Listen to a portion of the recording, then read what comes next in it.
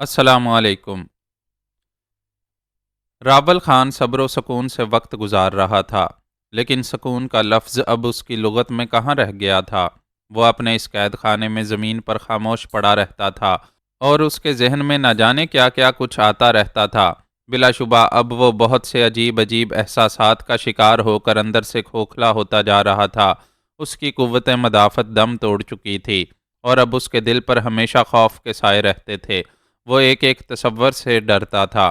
طغرل خان نے اس کے بیٹے کو اپنے قبضے میں کر لیا تھا اور خوش بخت کے بارے میں اس نے جو الفاظ کہے تھے انہوں نے راول خان کو لرزا دیا تھا۔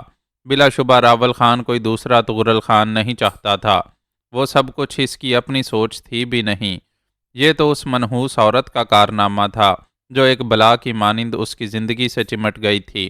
بہرطور اپنی غلطیاں ہی بعد میں رونے کا سامان پیدا کرتی ہیں۔ وہ جوزفائن پر نگاہ ڈالتا تو اس کے چہرے پر نفرت کے سائے مزید گہرے ہو جاتے۔ کمبخت جوزفائن کو دیکھ کر یوں لگتا تھا جیسے وہ مزے سے اپنی عیش گاہ میں وقت گزار رہی ہو۔ اس کے چہرے پر کسی خوف یا تردد کے آثار کبھی نظر نہیں آئے تھے۔ وہ بالکل پرسکون تھی، جبکہ راول خان ہر وقت وسوسوں میں ڈوبا رہتا تھا۔ اسے صورتحال کا علم ہو گیا تھا۔ شاہ گڑھی میں اس کی سنوائی ہوئی تھی اور شہبانوں نے تہرانیہ پر حملہ کیا تھا۔ اس جنگ کے کیا نتائج ہوئے یہ تو راول خان کو معلوم نہیں تھا۔ بہرطور اگر شاہ گڑھی کی خانم جنگ جیت بھی گئی تو کم از کم وہ راول خان کو حاصل نہیں کر سکی۔ طغرل خان نے یہ سب کچھ کر ڈالا۔ راول خان نے اب یہاں تیمور کو بھی دیکھ لیا تھا اور پہچان بھی لیا۔ گویا طغرل خان نے ایک دم ایک بہت گہری چال چلی تھی، لیکن ان تمام باتوں کا اب کوئی مقصد نہیں تھا۔ وہ دہشت زدہ تھا تو صرف اس لیے کہ کہیں فرخانہ، اس کی بیٹی درخشاں، شب چراغ اور بدخشاں وغیرہ کو کوئی نقصان نہ پہنچے۔ وہ ہمیشہ ان کے لیے سہما رہتا تھا اور سوچتا تھا کہ اب کون سی ایسی ترکیب ہو سکتی ہے جس سے طغرل کے دل سے یقینہ نکل جائے اور وہ اپنے چاچا کو معاف کر دے۔ لیکن ان تمام باتوں کا جواب اسے خود اپنے ذہن سے مل جاتا تھا۔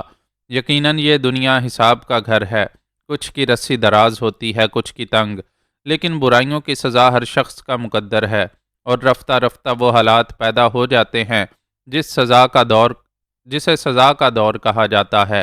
جوزفائن اکثر اسے مخاطب کرتی رہتی تھی اور راول خان اس سے طنزیہ گفتگو کے علاوہ اور کچھ نہیں کر سکتا تھا۔ اس وقت بھی جوزفائن راول خان کا چہرہ دیکھ رہی تھی۔ اس نے مسکراتے ہوئے کہا، ہیلو راول خان، کہو کیا سوچ رہے ہو؟ میں صرف ایک بات عموماً سوچتا رہتا ہوں۔ وہ کیا؟ جوزفائن نے دلچسپی لیتے ہوئے کہا۔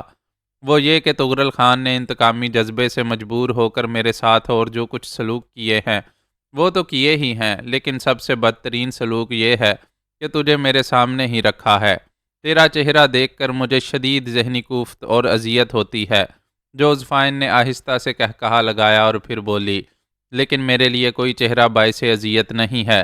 میرے تمام احساسات مر چکے ہیں اور میں بالکل خوش ہوں۔ دیکھو راول خان، یہ ہوتا ہے فرق۔ تم اگر آج بھی یہ اعتراف کر لو کہ تم نے جوزفائن سے انحراف کر کے غلطی کی ہے اور حماقت کا ثبوت دیا ہے، تو جوزفائن کا ذہن اب بھی ناکارہ نہیں ہے۔ وہ سوچ سکتا ہے، عمل کر سکتا ہے، لیکن اب میں یہ سوچتی ہوں کہ اگر اپنی ذات کے لیے کچھ کروں تو بے مقصد ہے۔ بھلا میرا کیا نقصان ہے؟ آرام سے رہ رہی ہوں۔ راول خان خاموش ہو گیا۔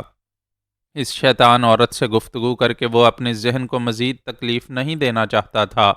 جس آرام کا وہ تذکرہ کر رہی تھی وہ راول خان کو بھی حاصل ہو رہا تھا۔ قید خانے میں ان کے پاس نہ زمین پر بچھانے کے لیے کچھ تھا، نہ بدن پر اوڑھنے کے لیے۔ رات کو سردی شدید ہو جاتی تھی اور راول خان ساری رات کانپتا رہتا تھا۔ اس کا بدن ٹوٹ جاتا تھا، لیکن وہ کمبخت عورت نہ جانے کس پتھر کی بنی ہوئی تھی۔ وہ آرام سے گھٹنوں میں سر دیے سوتی رہتی تھی اور صبح کو جاگتی تو چاقو چوبند ہوتی۔ بہرطور وہ یہ بھی جانتا تھا کہ جوزفائن اسے پریشان کرنے کے لیے یہ سارے کام کرتی ہے۔ انہیں یہاں قید ہوئے غالباً 16 یا 17 دن گزر چکے تھے۔ کئی دن سے طغرل خان نظر نہیں آیا تھا۔ شاید وہ کہیں چلا گیا تھا، لیکن انہیں اس کی ضرورت بھی نہیں تھی۔ کرنا ہی کیا تھا؟ کھانے کے لیے خوراک مل جاتی تھی اور بس باقی وقت اذیتوں میں گزرتا تھا۔ لیکن اس صبح سورج کافی چمکدار تھا اور سردی کی شدت میں بھی کچھ کمی آ گئی تھی۔ دور سے انہوں نے تغرل خان کو آتے ہوئے دیکھا۔ تیمور اور طولائی خان بھی اس کے ساتھ تھے۔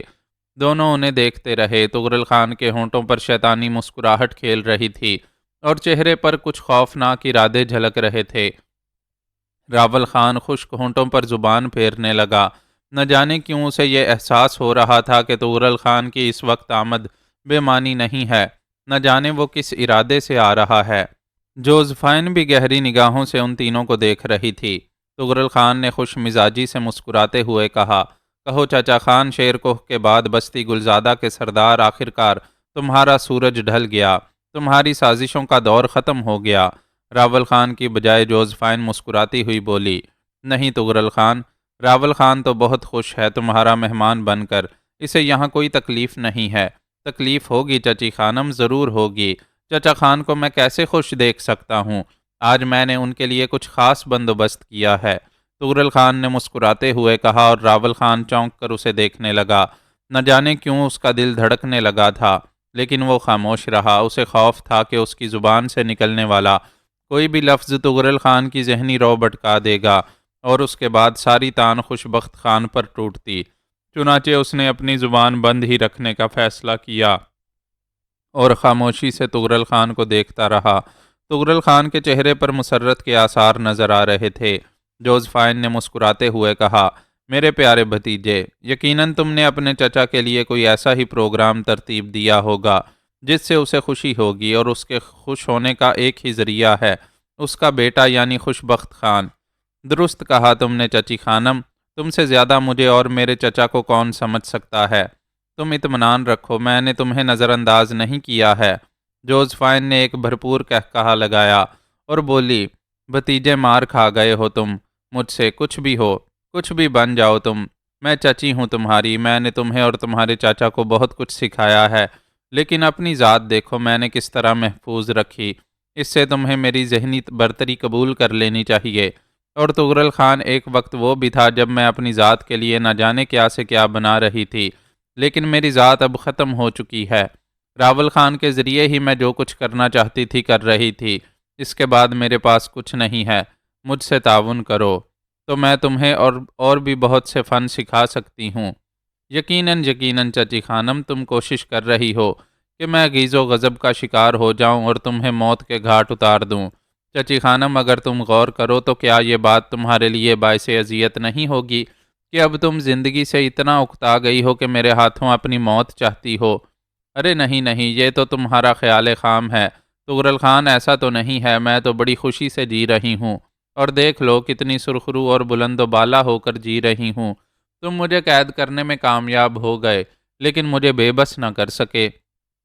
تغرل خان کے چہرے پر ایک لمحے کے لیے غصے کے آثار نظر آئے، پھر اس نے آہستہ سے کہا، میں کوشش کروں گا چچی خانم کہ تم کو بے بسی کا شکار کر دوں۔ اس نے اشارہ کیا اور طولائی خان واپس مڑ گیا۔ چند لمحات کے بعد وہ خوشبخت خان کے ساتھ واپس آیا اور راول خان تڑپ کر کھڑا ہو گیا۔ وہ سلاخوں دار دروازے کے پاس کھڑا ہوا تھا اور پھر اس کی دلدوز چیخ نکلی، خوشبخت، میرے بیٹے، میرے لختے جگر، میرے بچے۔ خوشبخت نے راول کو دیکھتا رہا اور پھر اس کے ہونٹوں پر مسکراہٹ پھیل گئی۔ او بابا خان، تم بھی یہاں آ گئے، اس نے ایسے لہجے میں کہا کہ راول خان کانپ کر رہ گیا۔ اس لہجے میں صرف ایک شناسائی تھی، تڑپ، محبت یا چاہت نہیں تھی۔ نہ جانے اس کی دماغی کیفیت کیسے تبدیل ہو گئی تھی۔ وہ اپنے باپ کو پہچان تو گیا تھا، لیکن اس طرح اس کی جانب نہیں لپکا تھا جیسے ایک بچھڑا ہوا بچہ باپ کے گلے سے جا کر لپٹ جاتا ہے۔ تاہم راول خان کی آواز ابھری، خوشبخت خان، میرے بچے، میرے قریب آ، میرے سینے سے آ لگ جا۔ خان، یہ کیا کہہ رہے ہیں میرے بابا خان؟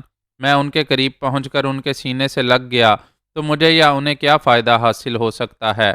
نہیں بابا خان، تم میرے باپ ہو، میں تمہیں جانتا ہوں، لیکن میں ان ساری باتوں کو بیکار سمجھتا ہوں۔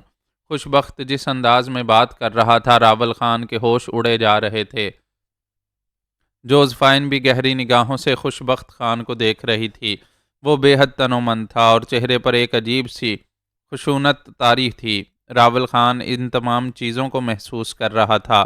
تغرل خان نے مسکراتے ہوئے کہا، کیوں چچا خان، کیسا لگ رہا ہے تمہیں اپنا بیٹا؟ تغرل خان، کیا کر دیا ہے تو نے اسے؟ کیا ہو گیا ہے اسے؟ یہ میرے پاس کیوں نہیں آتا؟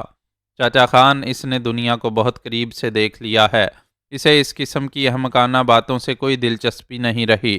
خلوص محبت اور دوسرے جذبوں سے یہ بے نیاز ہے، اس کا صرف ایک ہی جذبہ ہے۔ کیوں خوشبخت خان، تمہیں دنیا میں کون سا منظر سب سے زیادہ حسین لگتا ہے؟ بہتا ہوا خون۔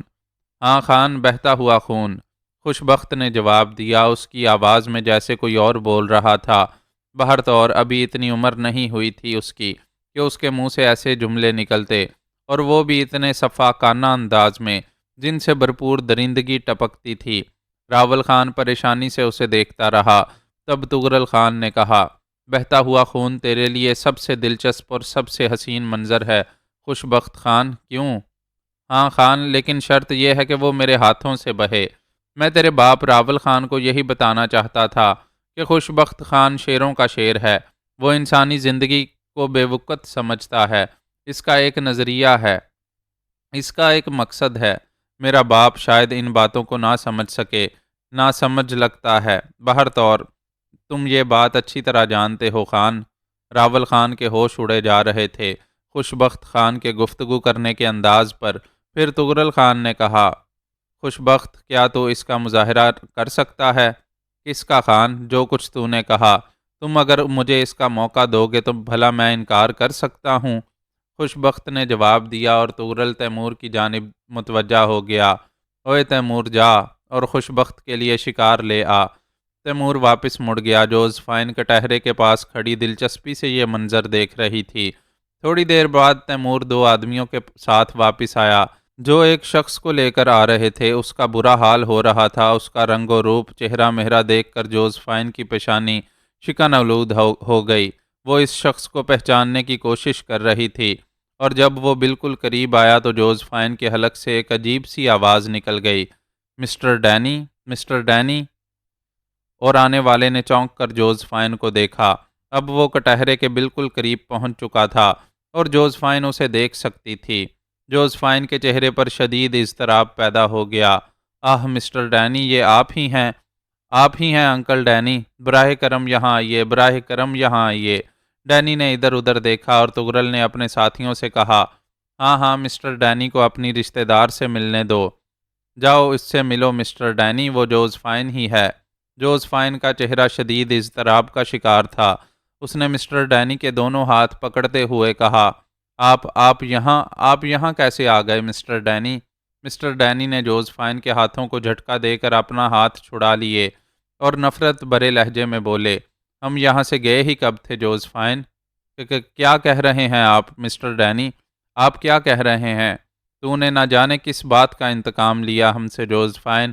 ہم تو بڑے سکون سے اپنی دنیا میں رہ رہے تھے، تو نے ہمیں بے سکون کر کے ہم سے ہمارے گھر چھڑا لیے، زندگی برباد کر کے رکھ دی تو نے ہماری۔ میری سوئل اور میبل بھی تیری ہی وحشت کا شکار ہوئیں۔ خدا تجھے کبھی نہ معاف کرے جوزفائن، خدا تجھے کبھی نہ معاف کرے۔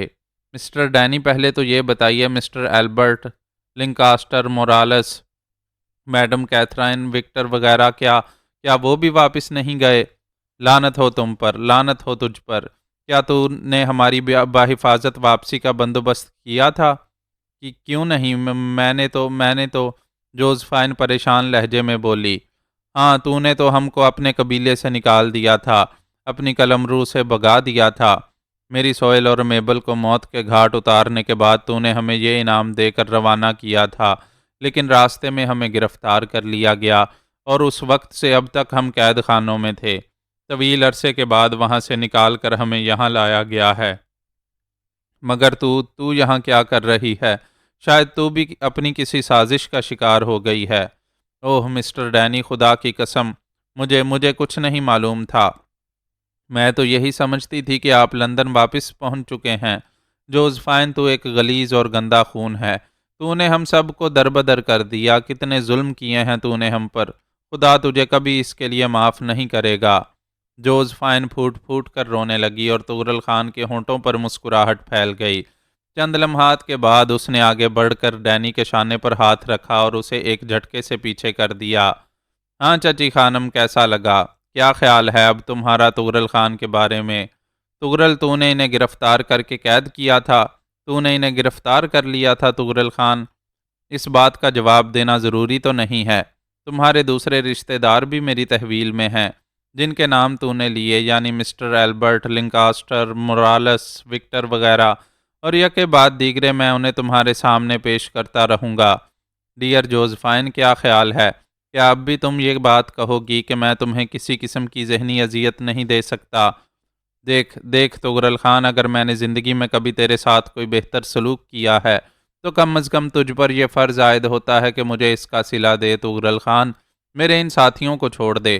دیکھ، میں تیری منت کرتی ہوں، میں تیرے ہر حکم کی تعمیل کروں گی، میں تجھ سے اپنی شکست تسلیم کر لوں گی تغرل خان، لیکن ان لوگوں کو کوئی نقصان نہ پہنچا۔ تو بہت بڑا شیطان ہے۔ کیا تم سے بھی بڑا، چچی خانم؟ تغرل نے مخصوص لہجے میں سوال کیا۔ ہاں، تیری اس شیطانیت کے سامنے میں کچھ بھی نہ رہی۔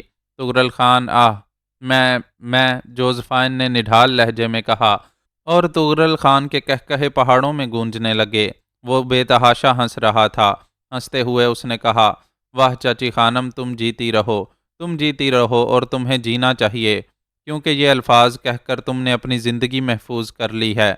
یہ الفاظ تو میں بار بار سننا چاہتا ہوں، بہت بڑی قیمت رکھتے ہیں یہ میرے لیے۔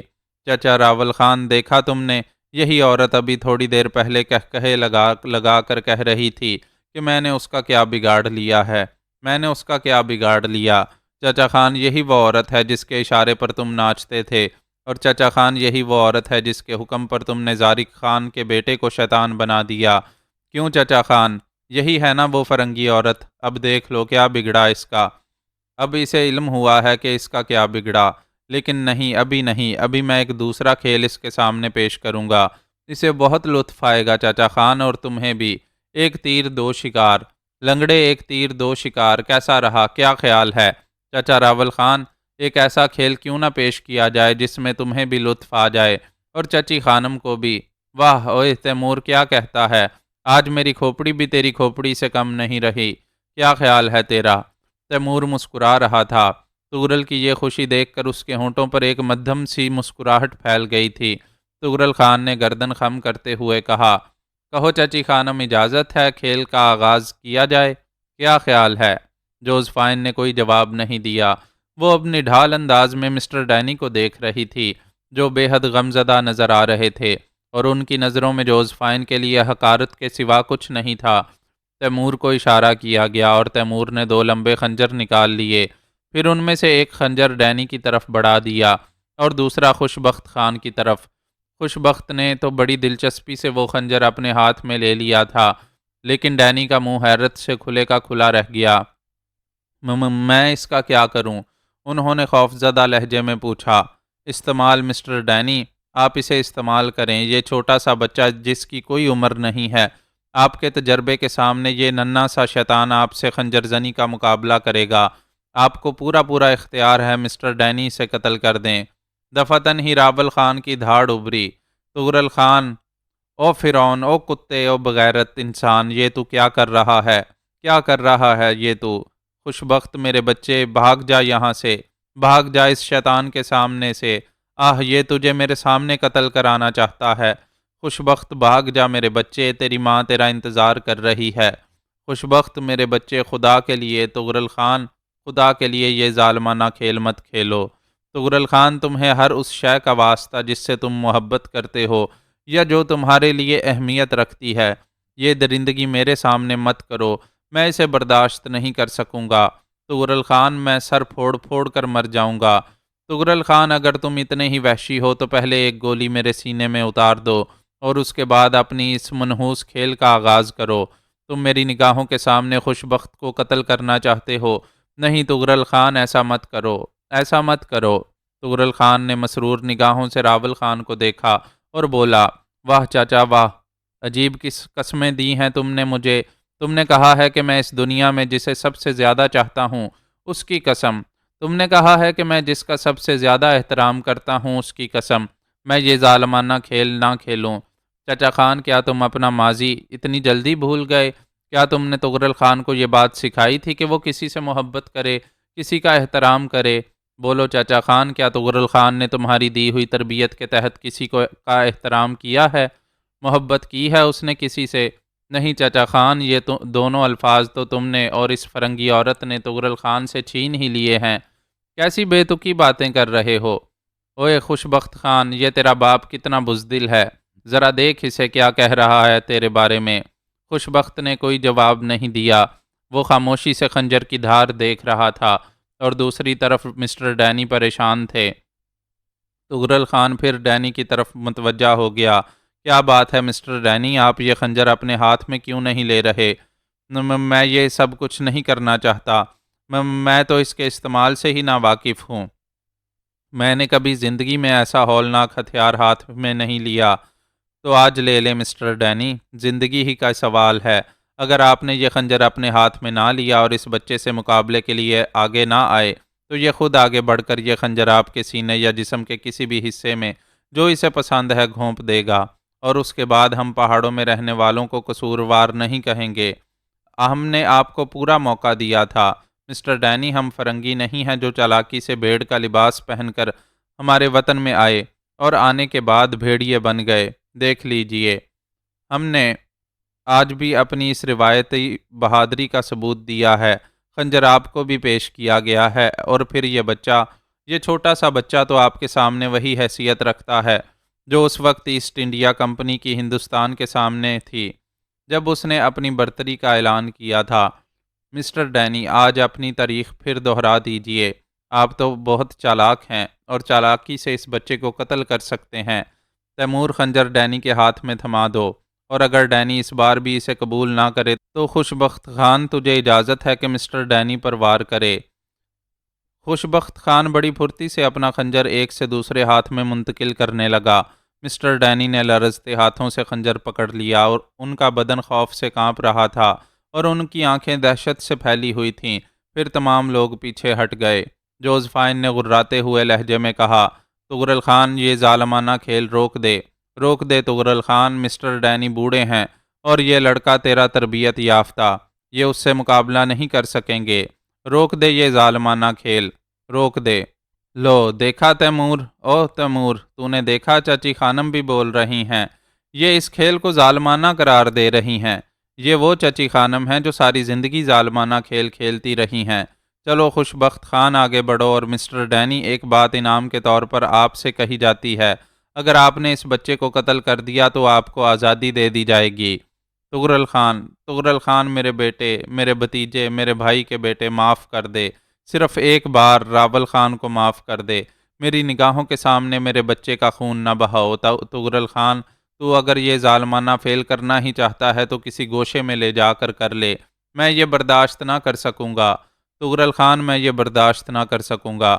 راول خان نے اپنی آنکھوں پر ہاتھ رکھ لیے اور پھر اس کی ہچکیاں بند گئیں، لیکن تغرل خان کہے لگا رہا تھا۔ اس نے کہا، نہیں چچا خان، ایسی باتوں سے متاثر ہونا میں نے سیکھا ہی نہیں۔ اب تم یہ دلچسپ کھیل دیکھو اور ایک پہاڑی باشندہ ہونے کا ثبوت دو۔ تم آنکھوں سے آنسو بہا کر ہمیں بزدل کہلوا رہے ہو۔ چلو خوش بخت خان، اپنا کھیل شروع کرو۔ خوش بخت خان دونوں ہاتھوں میں خنجر گھماتے ہوئے ڈینی کے سامنے آ گیا، اور مسٹر ڈینی اپنی دھندلائی ہوئی آنکھوں کو بھینچ بھینچ کر کھولنے لگا۔ خنجر ان کے ہاتھوں میں بھی تھا، لیکن شاید وہ خنجر کے کھیل میں اناڑی تھے، چنانچہ وہ بار بار خنجر آگے بڑھا رہے تھے۔ مقصد یہی تھا کہ خوش بخت خان ان کے قریب نہ آنے پائے۔ ویسے ان کا دل بھی اندر سے لرز رہا تھا۔ وہ سوچ رہے تھے کہ اگر اس بچے پر ان کا کوئی وار کارگر بھی ہو گیا تو بھی یہ بہتر تو نہیں رہے گا، لیکن زندگی بچانے کے لیے یہ سب کچھ کرنا ضروری ہے۔ وہ خنجر کو الٹے سیدھے انداز میں گھماتے رہے اور خوش بخت خان پینترے بدلتا رہا۔ پھر اس نے خنجر ایک ہاتھ میں تولا اور مسٹر ڈینی کو ایک سمت جھکائی دی۔ مسٹر ڈینی نے دہشت زدہ انداز میں اپنا خنجر اس سمت بڑھایا، لیکن یہ صرف جھکائی تھی۔ دوسرے لمحے خوش بخت خان کا خنجر ان کے بائیں پہلو میں پیوست ہو کر انہیں بغل تک چیرتا چلا گیا۔ ہاتھ اتنا صاف اور وار اتنا کاری تھا کہ خود ایک لمحے تک مسٹر ڈینی کو بھی یہ احساس نہ ہو سکا کہ کیا ہو گیا ہے، لیکن اس لمبی لکیر سے جب خون کی دھاریں پھوٹیں اور مسٹر ڈینی کو یہ احساس ہوا کہ ان کے اندرونی اعضاء ایک دوسرے سے جدا ہو چکے ہیں، تو ان کے حلق سے دل خراش چیخ نکلی۔ خنجر ان کے ہاتھ سے گر گیا۔ ان کے دونوں ہاتھ فضا میں پھیل گئے اور وہ اندھے منہ نیچے آ رہے۔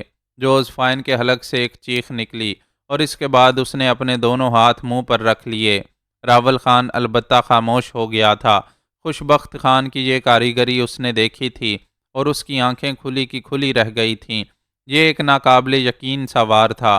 خنجر کا اس صفائی سے وار آسان کام نہیں تھا، لیکن خوشبخت خان کے چہرے پر پھیلی ہوئی پراسرار درندگی اس بات کا اظہار کر رہی تھی کہ ڈینی جیسا بوڑھا اس کے لیے ایک معمولی بات تھی۔ اس کے خنجر پہ ڈینی کے خون کی مہر لگ گئی تھی، لیکن اس نے بیزار سے لہجے میں کہا، خان، کیا یہ میرا شکار تھا؟ کیا میں اس شکار سے سیراب ہو سکتا ہوں؟ مجھے تو کوفت ہو رہی ہے۔ ایک مجہول سے بوڑھے کو تم نے میرے سامنے پہنچا دیا۔ کیا یہ میرے ایک وار کو بھی سہنے کی قوت رکھتا تھا؟ نہیں خان، کچھ اور چاہتا ہوں۔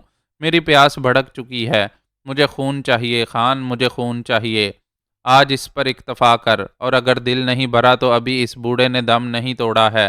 دیکھ، ابھی زندگی باقی ہے اس میں۔ خوشبخت خان، یہ تو بہتر جانتا ہے کہ اب تجھے کیا کرنا ہے۔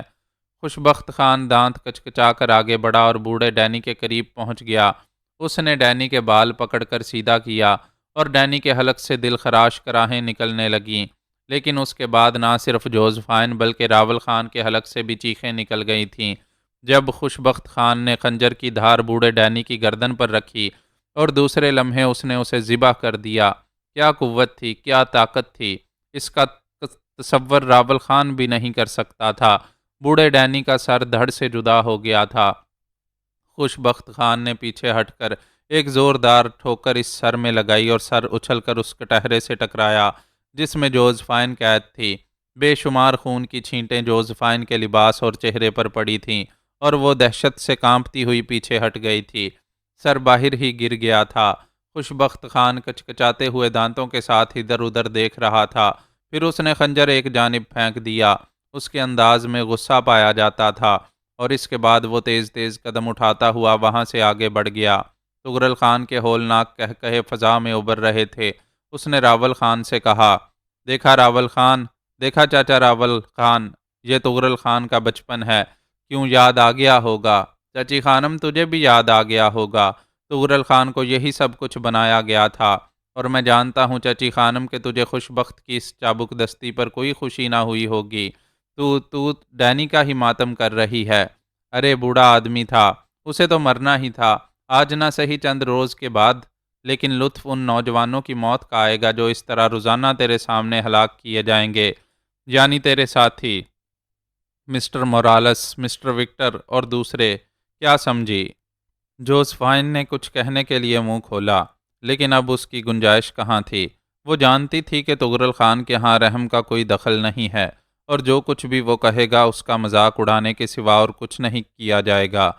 چنانچہ وہ خاموش ہی رہی، اور تھوڑی دیر کے بعد تغرل خان تمام لوگوں کے ساتھ واپس چلا گیا۔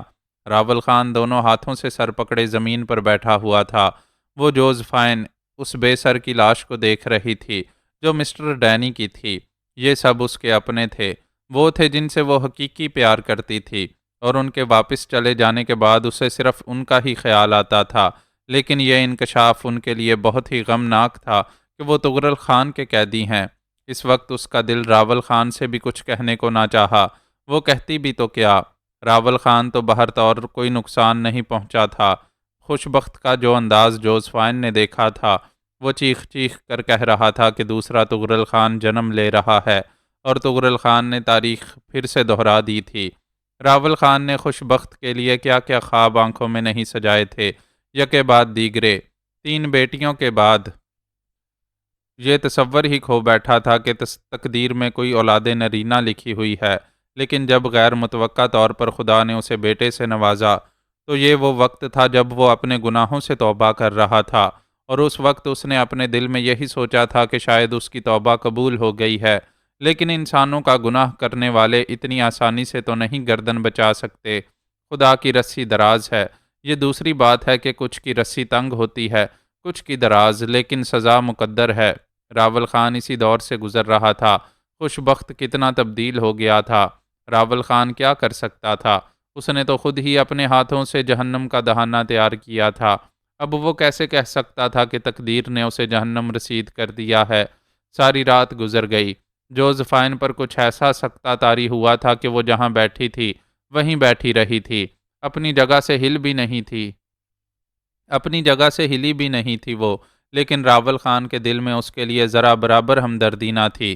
بدبخت عورت اس قید خانے میں رہ کر بھی اپنے آپ کو فاتح قرار دیتی تھی، لیکن طغرل خان نے بھی خوب بدلہ لیا تھا اس سے۔ بہت ہی تیز نکلا تھا یہ لڑکا، راول خان کی توقع سے کہیں زیادہ تیز۔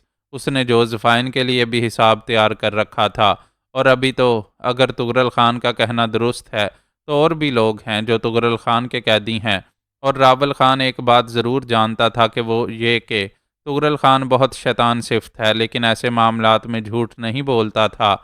وقت مقررہ پر ایک بار پھر وہ اپنی تمام دلچسپیوں کے ساتھ اس کی جانب آ رہا تھا۔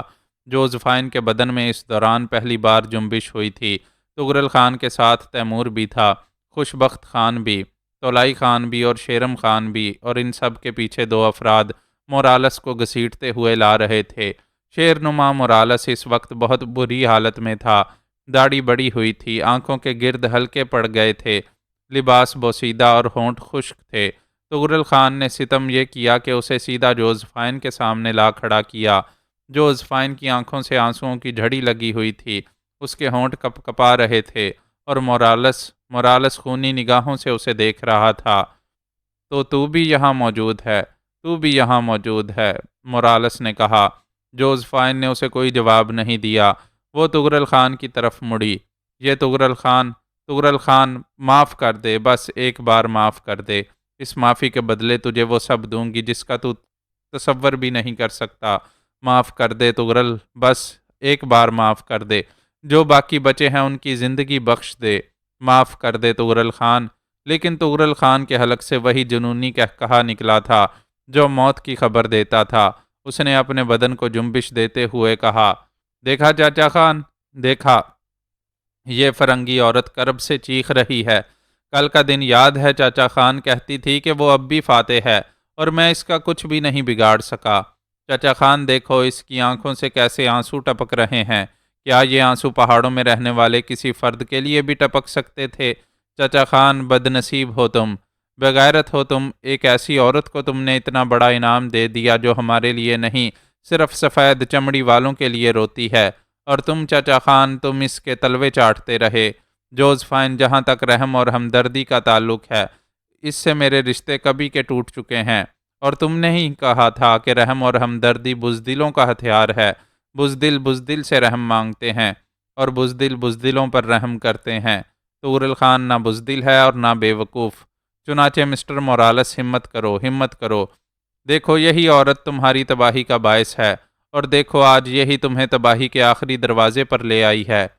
طغرل خان، ڈاکو طغرل خان، میں تم سے کچھ مانگنے کا حق نہیں رکھتا، لیکن بعض اوقات اجنبی بھی اجنبی سے کچھ مانگ لیتے ہیں۔ میری ایک خواہش پوری کر دے گا طغرل خان؟ اس کے بعد تو جو دل چاہے کرتے رہنا، مجھے دکھ نہ ہوگا، مورالس نے غرائے ہوئے لہجے میں کہا۔ اوہ فرنگی نوجوان، بول، کیا چاہتا ہے تو مجھ سے؟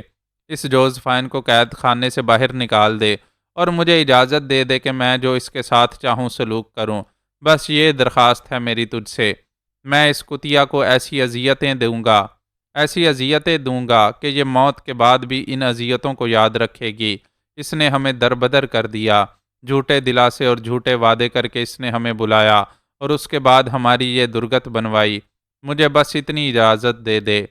معاف کرنا مورالس، میں بھیک دینے کا عادی نہیں ہوں، اور جہاں تک چچی خانم کا تعلق ہے تو کیا تم یہ بھول گئے کہ وہ پہاڑوں کی دلہن بن کر آئی تھی؟ وہ ہماری ملکیت ہے، کیا سمجھے؟ اور اپنی ملکیت ہم کسی کے حوالے نہیں کرتے۔ ہم تمہاری طرح نہیں ہیں کہ ایک عورت کو پہاڑوں پر قبضہ کرنے کے لیے بھیج دیا۔ خیر، اب بیکار باتوں سے گریز کرو۔ چاچا خان دیکھو، یہ میرا عکس ہے اور تمہارا خوش بخت ہے، لیکن چاچا خان ایک بات کی داد دیتا ہوں، تم نے اس کا نام بالکل درست رکھا۔ بلا شبہ یہ خوش بخت ہے کہ تمہاری حاصل کی ہوئی ایک گھٹیا اور گمنام سی آبادی کا سردار بننے کے بجائے طغرل خان کا منظور نظر بنا اور طغرل خان ہی کے راستوں پر چل پڑا۔ چاچا خان، خوش بخت خان کی خوش بختی پر ناز کرو اور دیکھو تمہیں تمہارا ماضی یاد آ جائے گا، بڑی محنت کی تھی تم نے مجھ پر، اور آج میں تمہارا یہ قرض واپس کر چکا ہوں۔ اب تمہارا مجھ پر کوئی قرض نہیں ہے، جبکہ میرے تم پر بے پناہ قرض ہیں۔ چاچا راول خان، میرے تم پر جو قرض ہیں ان کی تفصیل اتنی لمبی ہے کہ بیان کرنے بیٹھوں تو دن اور رات گزر جائے۔ تم خود سمجھدار ہو، کبھی کبھی اپنے سینے کی گہرائیوں میں جھانک لیا کرو۔ میں جو کچھ کہہ رہا ہوں اور جو کچھ کر رہا ہوں، اس پر نہ تو تمہیں حیرت ہوگی اور نہ دکھ۔ خیر، خوش بخت خان، اپنا کام شروع کرو۔ کل تم کہہ رہے تھے کہ تمہیں بوڑھے ڈینی کے قتل میں لطف نہیں آیا۔ آج تمہارا کیا خیال ہے؟ آج کے اس شکار کے بارے میں تم کیا کہتے ہو؟ خوش بخت خان نے گہری نگاہوں سے مورالیس کا جائزہ لیا اور پھر گردن ہلاتا ہوا بولا، کیا کہا جا سکتا ہے؟ اس کے ہاتھ میں خنجر دو، میں ذرا اس کا انداز دیکھوں اور اس کے بعد فیصلہ کروں۔ ہاں تیمور، تیمور جلدی کرو، میرے دل میں بھی یہ مقابلہ دیکھنے کی خواہش تڑپ رہی ہے، جلدی کرو۔ خوش بخت خان کا خنجر اس کے ہاتھ میں پہنچ چکا تھا۔ مورالیس کو خنجر دیا گیا تو وہ حیرت سے بولا، میں اس کا کیا کروں؟ اس بچے سے تجھے جنگ کرنی ہے مورالیس، اگر تو نے اسے ختم نہ کیا تو یہ تجھے قتل کر دے گا۔ مورالیس ہاتھ میں خنجر لیے حیرت زدہ نگاہوں سے خوش بخت کو دیکھنے لگا اور پھر آہستہ سے بولا، مگر میں اس بچے کو کیوں قتل کروں؟ میری اس سے کیا دشمنی؟ لیکن یہ بچہ تیرا دشمن ہے، اگر تو اس سے مقابلہ نہیں کرے گا تو یہ تجھے ہلاک کر دے گا۔ واہ، یہ تو عجیب رہی، میں یہ نہیں کر سکتا۔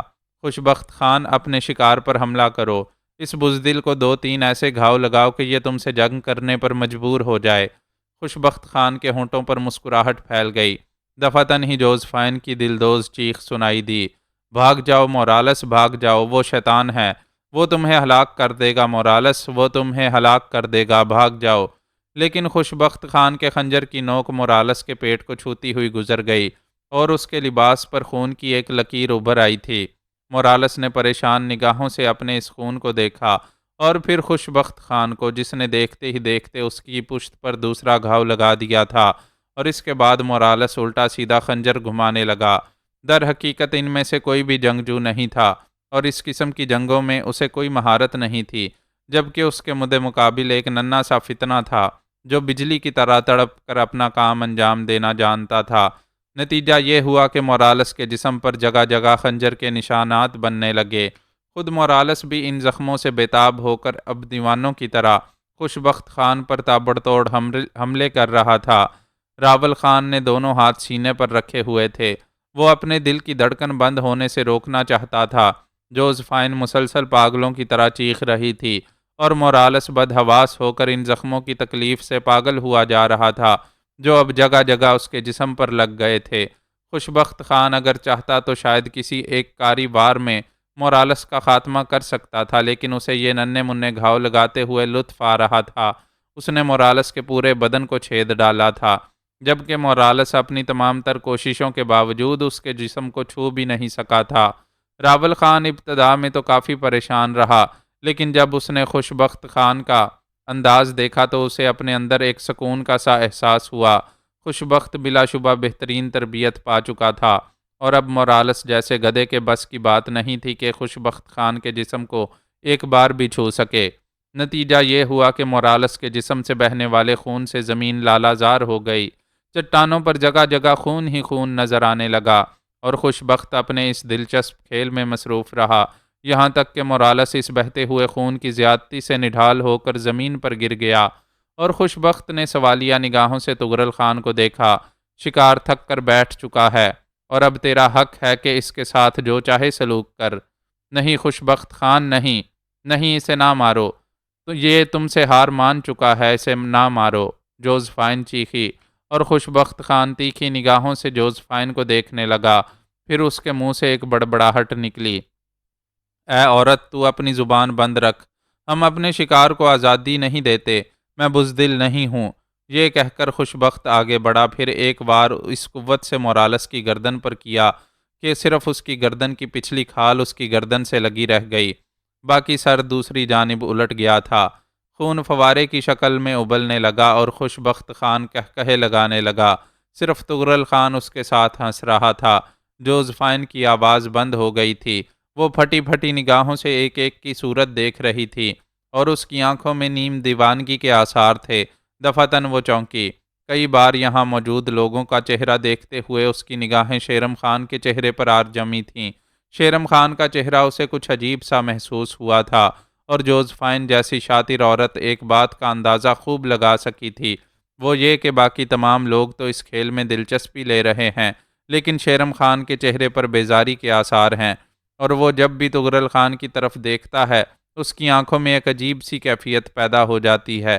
اس کیفیت میں محبت نہیں، نفرت کا احساس تھا۔ چنانچہ جوزفائن اس ہیجان خیز کیفیت کے باوجود شیرم خان سے نگاہیں نہ ہٹا سکی، اور پھر بہت دیر تک وہ شیرم خان کو دیکھتی رہی۔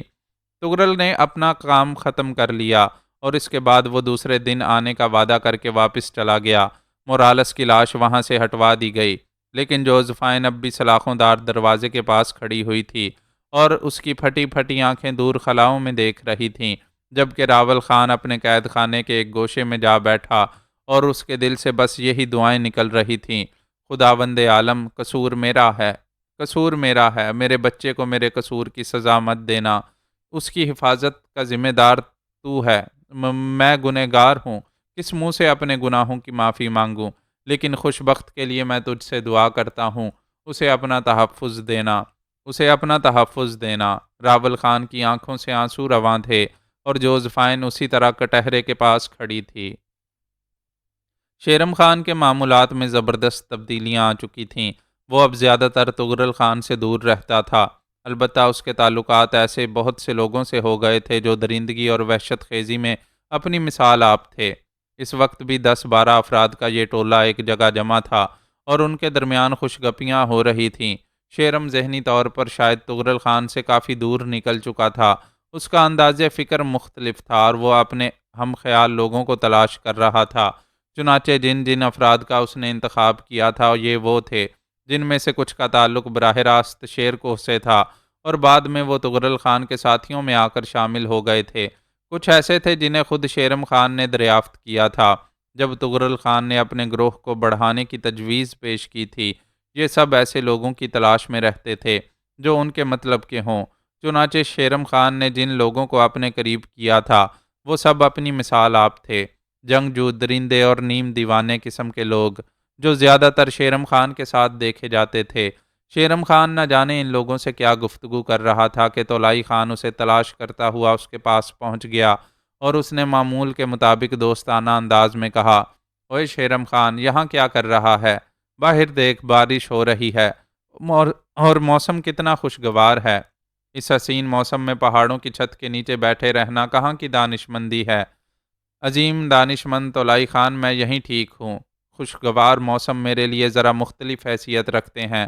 بات دراصل بہت دور تک چلی جاتی ہے، اور میں نہیں چاہتا کہ کوئی ایسی بات کہوں جو میرے دوست کے لیے دل شکنی کا باعث ہو۔ کیسی باتیں کرتا ہے شیرم خان؟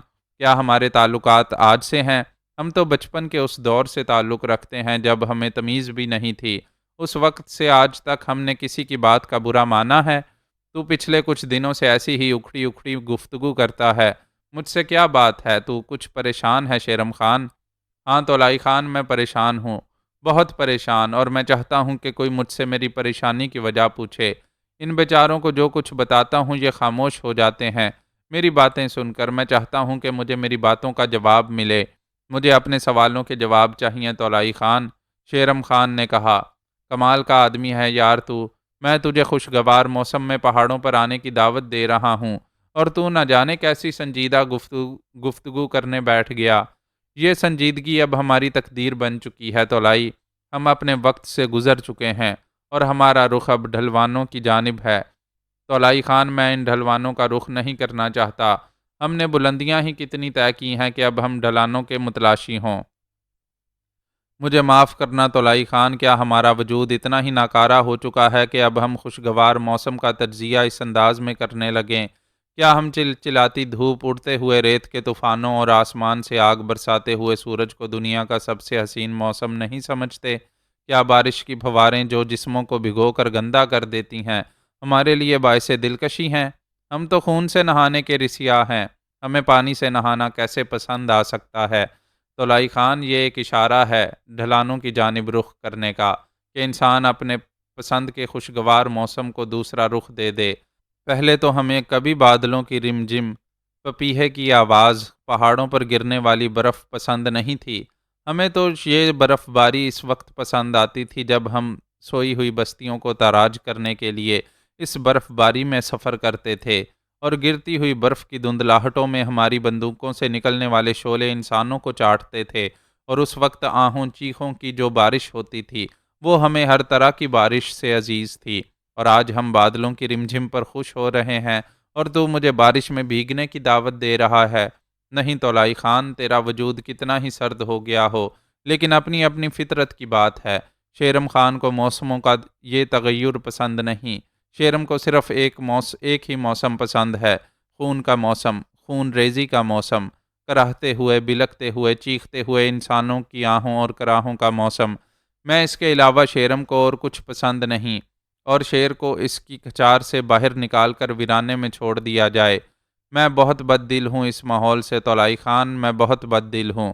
طولائی خان سرد نگاہوں سے شیرم خان کو دیکھ رہا تھا، پھر اس نے کہا، بہت ہو چکا شیرم خان، بہت ہو چکا۔ بہت دنوں سے تو باغیانہ گفتگو کرتا رہا ہے، اور میں نے یہ سوچ کر خاموشی اختیار کی ہے کہ طغرل خان اگر یہ سب کچھ سن لے گا تو بد دل ہو جائے گا، غصے سے آگ بگولا ہو جائے گا، اور کہیں ایسا نہ ہو کہ وہ اپنی دیوانگی میں تجھ سے الجھ بیٹھے۔ لیکن شیرم خان، تیرے حوصلے بڑھتے جا رہے ہیں، یہ مناسب نہیں ہے میرے دوست، یہ مناسب نہیں ہے۔ میں جانتا ہوں تیری فطرت، میں جانتا ہوں تیری عادت کو، لیکن ہم رزم اور بزم دونوں سے گزر رہے ہیں۔ ہمیں ان تمام چیزوں کا عادی ہونا چاہیے، بجائے اس کے کہ ہم صرف طغرل خان کی مخالفت شروع کر دیں۔ طولائی خان، طغرل کی مخالفت کا لفظ تو نے استعمال کیا ہے، میں نے نہیں۔ میں صرف اعتراض کر رہا ہوں طغرل کی بے اعتدالی کا۔ تو مجھے بتا کہ یہ مناسب ہے؟ کیا یہ درست ہے کہ ہم آبادیوں میں رہنے والوں کی طرح گوشہ نشین ہو کر بیٹھے رہیں؟ ہفتوں اور مہینوں گزر جائیں ہمیں کچھ کیے ہوئے، ہمارے گھوڑوں کے سموں کو زنگ لگ جائے، ان کے نال زنگ آلود ہو جائیں، ہماری رائفلوں سے گولیاں چلیں اور نہ ہمارے ہاتھ خنجر آزمائی کریں، بس پہاڑوں میں ہم بزدل چوہوں کی طرح زندگی گزارتے رہیں۔ ہمارے دوست، میں نے طغرل خان سے بغاوت نہیں کی۔ یہ الفاظ تو نے دیے ہیں میرے ان جملوں کو، اور اب اس سے یہ اندازہ تو میں بھی لگا سکتا ہوں کہ شاید تو مجھ سے بد دل ہو گیا ہے۔ نہیں شیرم خان، قطعی نہیں۔ تو آج بھی میرا اتنا ہی گہرا دوست ہے، میرا اتنا ہی اچھا ساتھی ہے۔ میں تجھ سے بد دل نہیں ہوا ہوں میرے دوست، میں صرف یہ سوچ رہا ہوں کہ تیرا یہ انداز کہیں ہم لوگوں کے درمیان کسی مخالفت کا باعث نہ بن جائے۔ میں آپس میں کوئی تنازع نہیں چاہتا، اور اس لیے میں نے یہ الفاظ تجھ سے کہے۔ جہاں تک ان تمام چیزوں کا تعلق ہے، میرا خیال ہے ہمارا ایک مقصد ہے۔ ہم ایک سفر کر رہے تھے، ہمیں ایک منزل کی تلاش تھی۔ طغرل خان خود کو پہاڑوں کا شہنشاہ کہلوانا چاہتا تھا، تو آج اسے ہر قبیلے، ہر بستی میں پہاڑوں کے شہنشاہ کے نام سے پکارا جاتا ہے، اور ہم ایک منزل پر جمع ہیں۔ اگر ہم باقاعدہ اس آبادی کو ایک قبیلے کا نام دے دیں تو کس کی مجال ہے کہ اس قبیلے کی جانب ٹیڑھی نگاہ کر کے اس طرف کا رخ کرے اور یہ سوچے کہ یہاں ڈاکو طغرل خان رہتا ہے اور طغرل خان کو گرفتار کرنا چاہیے۔ آج کسی قبیلے میں یہ جرت نہیں ہے کہ وہ طغرل خان کی گرفتاری کے لیے مشترکہ طور پر ہی صحیح کوئی کارروائی کرے۔ میں سمجھتا ہوں ایک منزل پانے کے بعد انسان کے قدم خود بخود رک جاتے ہیں، اور اس وقت طغرل خان کے ساتھ بھی یہی ہوا ہے، لیکن مجھے ان رکے ہوئے قدموں سے نفرت ہے۔ میں ان قدموں کو متحرک دیکھنا چاہتا ہوں، اور تو خود دیکھ طغرل خان نے اپنے آپ کو کتنا تبدیل کر لیا ہے۔ آج یہاں ہمارے درمیان شادیاں ہوتی ہیں، اور وہ وقت ہم لوگ بھول گئے جب ہم نے تارکا میں سرحد عبور کر کے خون ریزی کی تھی اور اپنی پسند کی عورتوں کو اٹھا کر پہاڑوں میں لے گئے تھے۔ میں وہی منظر چاہتا ہوں۔ مجھے یہ منظر پسند نہیں جن میں ہمارے دلیر اور جنگجو ساتھی اپنی اپنی بیویوں کی ناز برداری کرتے ہوئے نظر آئیں۔ وہ ان کے بچوں کو گود میں لیے لوریاں دیتی رہیں۔ یہ لوریاں سننے والے مستقبل میں کیا پہاڑوں میں رہنے والوں سے جنگ کر سکتے ہیں؟ اور اگر تو یہ سمجھتا ہے طولائی خان کے پہاڑوں والے یہ بھول جائیں گے کہ طغرل خان کون ہے، تو یہ تیری غلطی ہے۔ وہ ہمیں خراج ادا کرتے ہیں، لیکن ان کے سینوں میں آتش انتقام آج بھی پہلے سے زیادہ بھڑک رہی ہے، اور جب یہ لوریاں سن کر جوان ہونے والے طغرل خان کے نام پر خراج وصول کرنے کے لیے وادی شیربانہ میں جائیں گے تو ٹڈی دل پہاڑی لشکر انہیں نیست و نابود کر دیں گے۔ پہاڑوں کے شہنشاہ نے خود کو پہاڑوں کا شہنشاہ تو بنا لیا، لیکن آگے کے بارے میں کچھ نہ سوچا۔ میں انہی تمام باتوں سے بد دل ہوں طولائی خان، میں انہی باتوں سے بد دل ہوں۔ میں اپنے اس لشکر میں بیویاں نہیں عورتیں چاہتا ہوں، بلکہ اسی طرح جیسے ہمیں اپنے بدن کے لیے لباس کی ضرورت ہوتی ہے، اور جب یہ لباس بوسیدہ اور نکارہ ہو جاتے ہیں تو ہم انہیں پھینک کر دوسرا لباس حاصل کر لیتے ہیں۔ میں اپنے ساتھیوں میں ایسے نئے نئے جوانوں کو چاہتا ہوں جنہیں زندگی موت کی آنکھوں میں آنکھیں ڈال کر گزارنے کا شوق ہو۔ ہم بچوں کو پروان چڑھا کر اپنا ساتھی نہیں بنائیں گے، بلکہ ہمارے لشکر میں ایسے ہی دلیروں کا اضافہ ہوتا رہے گا۔ وہ بوڑھے ہوتے رہیں گے اور نئے لوگ ان کی جگہ لیتے رہیں گے، چاہے ان میں شیرم خان ہو، چاہے ان میں طولائی خان ہو یا تغرل خان ہو، یا ہم میں سے کوئی نہ ہو۔ وہ خود تغرل خان کے اس مشن کو لے کر آگے بڑھیں اور پہاڑوں کا شہنشاہ ایک نام کے ساتھ زندہ رہے۔ اس نے اپنی فطرت چھوڑ دی ہے۔ آج وہ جوزفائن اور اپنے چاچا راول خان سے انتقام لینے کے لیے ایسے چھوٹے چھوٹے کام کر رہا ہے جو اس نے کبھی نہیں کیے۔ مجھے انتقام کے اس رنگ سے نفرت ہے۔ میں تو چاہتا ہوں کہ جوزفائن کے اس قبیلے کو جس نے اسے پناہ دی یا جہاں اس نے اپنی کوششوں کا آغاز کیا، صفائے ہستی سے مٹا دیا جائے۔ میں یہ چاہتا ہوں کہ راول خان نے بستی گلزادہ کا سردار بن کر جو سرداری کا تاج اپنے سر پر رکھا، تو بستی گلزادہ کے ایک ایک فرد کو قتل کر دیا جائے، صرف اس جرم کی پاداش میں کہ انہوں نے راول خان کو پناہ دی۔ میں چاہتا ہوں کہ شاہبانوں کو شاہ گڑھی کے ساتھ زمین کی گہرائیوں میں دفن کر دینا چاہیے، کیونکہ اس نے راول خان کے لیے بستی تہرانیہ پر حملہ کیا تھا۔ یہ ساری باتیں وہ ہیں طولائی خان جو ہونا چاہیے تھیں، لیکن جو نہیں ہو رہی۔ ٹھیک ہے، لیکن اس کا مقصد یہ تو نہیں ہے کہ تم تغرل خان کو برا بلا کہنا شروع کر دو۔ بہر طور ہم کسی وقت مل کر بیٹھ جائیں گے، اور اس سلسلے میں تم جس طرح بھی چاہو اپنا مقصد تغرل خان پر واضح کر دینا۔ وہ بہر طور آج بھی ہم سے برتر ہے، اور بلا شبہ اس کے خلاف ایک لفظ بھی سوچیں تو یہ ہماری نادانی ہے۔ اوہ میرے دوست، تو نے شاید میری باتوں کا غلط مطلب نکالا۔ اپنے دوست تغرل خان سے ایک شکایت ہے مجھے، اس کے مشاغل سے اختلاف ہے، اور میں سمجھتا ہوں کہ کسی مناسب وقت میں ہم اس سلسلے میں ضرور آپس میں گفتگو کریں گے۔ لیکن اس کا یہ مقصد نہیں ہے کہ میں تغرل خان کے بارے میں برے انداز میں سوچنے لگا ہوں۔ میرا بھی یہی مقصد ہے شیرم خان۔ ہم پانچوں دوستوں میں سے اب صرف 3 دوست رہ گئے ہیں۔ میں چاہتا ہوں کہ ہمارے درمیان کوئی اختلاف نہ ہو۔ یوں کرتے ہیں، خراج کی وصولیابی کا وقت قریب آ رہا ہے، اور خراج کی وصولیابی کے بعد ہم اس سلسلے میں تغرل خان سے گفتگو کر لیں گے۔ دونوں کے درمیان یہ بات طے ہو گئی۔ طولائی خان جو شیرم خان کی باتوں سے بددل ہو گیا تھا، معتدل ہو گیا اور اس کے بعد وہاں سے باہر نکل گیا۔ اس کے چہرے پر اب کوئی تاثر نہیں تھا، لیکن اس کے باہر جاتے ہی شیرم خان کا چہرہ آگ کی طرح سرخ ہو گیا۔ اس نے اپنے ایک ایک ساتھی کی جانب دیکھا۔ وہ سب شیرم خان کو دیکھ رہے تھے۔ پھر اس نے ان میں سے ایک کو اشارہ کر کے سرگوشی کے انداز میں کہا، جاؤ دیکھو وہ دور چلا گیا یا کہیں آس پاس ہی موجود ہے۔ وہ ساتھی فوراً ہی اٹھ کر غار کے دہانے سے باہر نکل گیا۔ طولائی خان کسی گہری سوچ میں ڈوبا جا رہا تھا۔ اس نے واپس آ کر شیرم خان کو بتایا کہ وہ دور جا چکا ہے، تو شیرم خان نے دانت پیستے ہوئے کہا، طولائی خان تغرل خان کا وفادار ہے، وفادار کتا، لیکن ہم وفادار دوست ہو سکتے ہیں، وفادار کتے نہیں۔ اسے کتا بننے کا شوق ہے تو بلا شبہ وہ کتا بنا رہے، ہم اس کا ساتھ نہیں دے سکتے۔ شیرم خان نہ جانے کیا کیا کہتا رہا۔ اس کے ساتھی خاموشی سے اس کا چہرہ دیکھ رہے تھے۔ پھر ان میں سے ایک نے کہا، لیکن ایک بات کو ذہن میں رکھنا شیرم خان، اگر کوئی فیصلہ کرو تو اس فیصلے کی اطلاع کسی بھی طرح طولائی خان کو نہیں ہونی چاہیے۔ لیکن تم بالکل فکر مت کرو، اب شیرم اتنا بیوقوف بھی نہیں ہے، لیکن کچھ سوچنا ضروری ہے۔ تیسرا نمبر مسٹر ایلبرٹ کا تھا، اور وہی ڈرامہ کھیلا گیا۔ تغرل خان جو جوزفائن کے دل پر چرکے لگا رہا تھا اور اسے اذیت پہنچا کر وہ بے حد مسرور تھا۔ در حقیقت زر نگاہ نے ایک ایسا مشورہ دیا تھا اسے کہ جوزفائن چاروں شانے چت ہو گئی تھی، ورنہ بہت خوش تھی وہ، اور تغرل خان جانتا تھا کہ جوزفائن کے لیے اس سے زیادہ اذیت ناک اور کوئی بات نہیں ہو سکتی۔ بہر طور مسٹر ایلبرٹ کی کیفیت بھی دوسرے دونوں مرنے والوں سے مختلف نہیں ہوئی تھی، اور ان کی نفرت کا شکار بھی جوزفائن ہی تھی۔ لیکن آج تغرل خان نے یہ بات محسوس کی تھی کہ مسٹر ایلبرٹ کا جوزفائن پر کوئی خاص اثر نہیں ہوا تھا۔ راول خان البتہ اپنے بیٹے کی یہ کیفیت دیکھ کر بہت دکھی ہو جاتا تھا۔ اس نے کئی بار یہ کوشش بھی کی تھی کہ خوش بخت کو اس درندگی سے روکے، لیکن خوش بخت تو جیسے ہوش و حواس کے عالم میں ہی نہیں تھا۔ راول خان کو وہ ایک ثانوی حیثیت دیتا تھا اور اپنے دلچسپ مشغلے میں نت نئی جدت پیدا کرنے کا خواہاں رہتا تھا۔ تغرل خان نے البتہ اس دن ذرا کوفت محسوس کی۔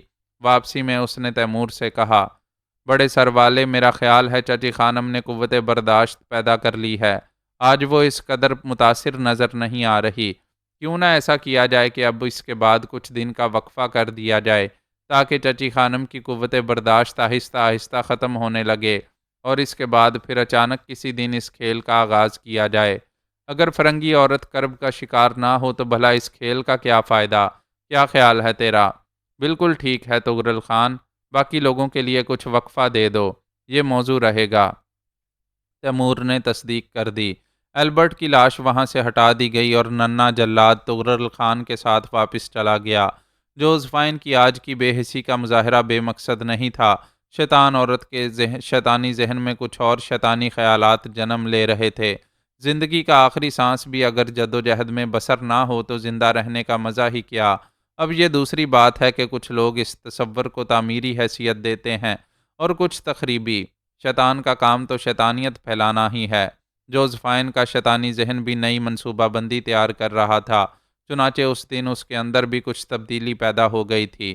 وہ اپنے قید خانے کے دروازے پر بیٹھی راول خان کو دیکھتی رہی تھی۔ راول خان کئی بار یہ محسوس کر چکا تھا کہ جوزفائن کی نگاہیں اس پر جمی ہوئی ہیں۔ جس نئی مصیبت کا شکار وہ ہوا تھا اس نے اس کے حواس معطل کر دیے تھے۔ بیٹے کی گمشدگی ہی اس کے لیے زندگی کا بدترین عذاب تھی، لیکن اب اس نے بیٹا پا لیا تھا۔ البتہ اس کی صورت اور شخصیت دیکھ کر راول خان کے حوصلے پست ہو چکے تھے۔ تغرل خان نے بلا شبہ راول خان سے بدترین انتقام لیا تھا۔ خوش بخت تو اب اسے کوئی حیثیت ہی نہیں دیتا تھا، اور راول خان اپنے اس قید خانے میں بیٹھا نہ جانے کیسی کیسی اذیتوں سے گزرتا رہتا تھا۔ اسے فرخانہ یاد آتی، اپنی تینوں بیٹیاں یاد آتیں، اپنی کھوئی ہوئی زندگی یاد آتی، تو وہ خون کے آنسو رونے لگتا۔ جوزفائن کی یہ توجہ اس کے لیے ذرا باعث حیرت تھی، اور پھر جب جوزفائن نے اسے مخاطب کیا تو اس کا لہجہ خود بخود نرم ہو گیا۔ جوزفائن نے اسے آواز دی تھی۔ راول خان دروازے کے پاس آ کھڑا ہوا۔ جوزفائن کی آنکھوں میں آج عجیب سے تاثرات نظر آ رہے تھے، لیکن شیطان میں نہ جانے کیا کیا خوبیاں ہوتی ہیں، وہ کتنے ہی روپ بدل لے، ہوتا شیطان ہی ہے، اور ظاہر ہے اس کی کوئی بھی کاوش ہو شیطانیت کے لیے ہی ہوتی ہے، اور اس میں انسانیت یا شرافت کا کوئی پہلو تلاش کرنا حماقت کے علاوہ اور کچھ نہیں۔ تاہم راول خان جوزفائن کی اس کیفیت سے واقف ہونا چاہتا تھا۔ وہ سوالیہ نگاہوں سے جوزفائن کو دیکھنے لگا۔ میں جانتی ہوں راول خان کہ تم میرے لیے نفرتوں کی انتہا کو پہنچ گئے ہو، لیکن کیوں نہ آپس میں گفتگو کی جائے؟ تم مجھے انسان نہیں سمجھتے، نہ سمجھو، لیکن ذی روح تو ہوں، اور پھر تمہارے علاوہ اور کون ہے جس سے کچھ باتیں کر لوں؟ نہ صحیح جوزفائن، نہ صحیح وہ عورت جسے تم یورپ سے اپنی بیوی بنا کر لائے تھے۔ اگر برائیوں سے تائب ہو گئے ہو اور اپنے آپ کو گنہگار سمجھتے ہو تو کسی کی یہ خواہش ٹھکرا کر اپنے گناہوں میں ایک اور گناہ کا اضافہ نہ کرو۔ راول خان جوزفائن کے الفاظ پر غور کرنے لگا، پھر سرد لہجے میں بولا، کیا کہنا چاہتی ہو؟ تم سے مختلف موضوعات پر گفتگو کرنے کی خواہش مند ہوں۔ جس بات کا جی چاہے جواب دے دینا، جس بات کے لیے جی نہ چاہے جواب مت دینا، میں دوسرا سوال کر لوں گی۔ راول خان چند لمحات سوچتا رہا۔ جوزفائن جیسی شیطان عورت سے اب وہ اچھی طرح واقف ہو چکا تھا۔ بھلا اب اس بات کی کیا گنجائش تھی کہ وہ جوزفائن کے لیے دل میں کوئی لچک پیدا کر لے، لیکن بہر طور بات سن لینے میں کوئی حرج بھی نہیں تھا۔ چنانچہ وہ آہستہ سے بولا، کہو جوزفائن، کیا کہنا چاہتی ہو؟ راول خان، تم نے کچھ سوچا ہے اس سلسلے میں؟ جو کچھ ہو رہا ہے، کیا اسے جاری رہنا چاہیے؟ راول خان تمسخرانہ نگاہوں سے جوزفائن کو دیکھنے لگا۔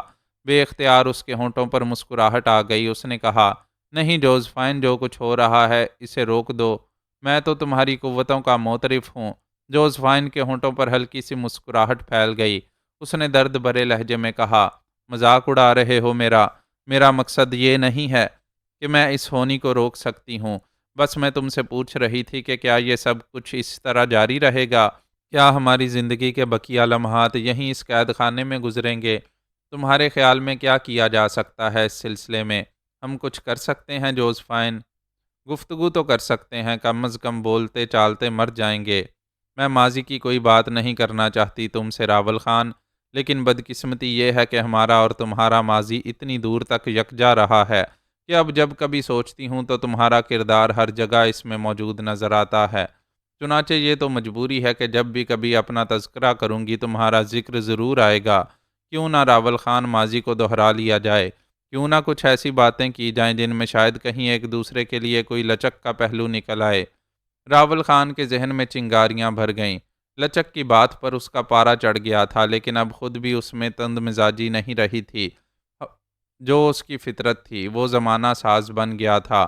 زمانے کو دیکھ دیکھ کر اور زمانے کی ٹھوکریں کھا کھا کر اسے خود بھی مصلحتوں کے ساتھ چلنا آ گیا تھا۔